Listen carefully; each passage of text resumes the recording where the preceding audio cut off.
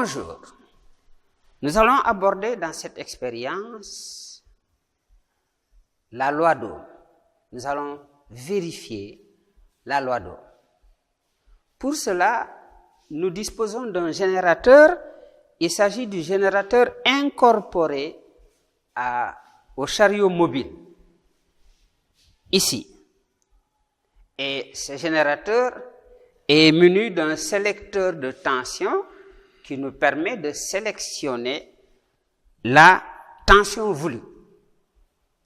Nous allons réaliser un montage potentiométrique et nous disposons pour cela d'un potentiomètre, un rhéostat, et nous avons les deux bornes du rhéostat et également la borne du curseur.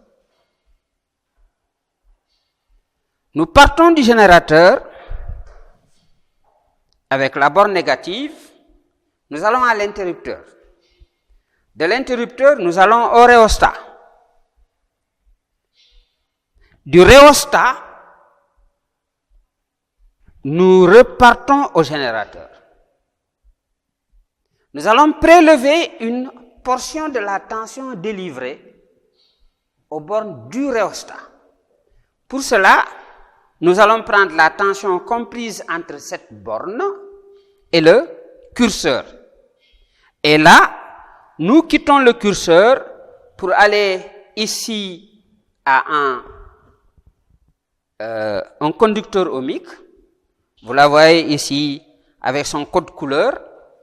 Du conducteur ohmique, nous allons à l'ampèremètre. Et de l'ampèremètre, nous revenons à l'autre borne du rhéostat.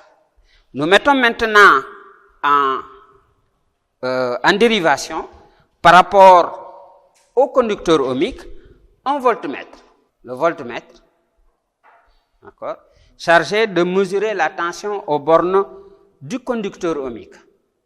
Nous avons effectué ici ce qu'on appelle un montage courte dérivation. Courte dérivation. Je mets le circuit sous tension en appuyant sur l'interrupteur. Nous voyons ici que le voltmètre indique une tension de 2,52 volts, alors que l'ampèremètre indique 21,5 mA. Donc, on note cette valeur. Ensuite, on va déplacer le curseur du rhéostat. Et là, nous avons une tension de 1,88 volts pour une intensité de 16 mA. On peut continuer à déplacer. Alors, j'ai ici une tension de 1 volt pour une intensité de 8,5 mA. Nous avons certaines valeurs.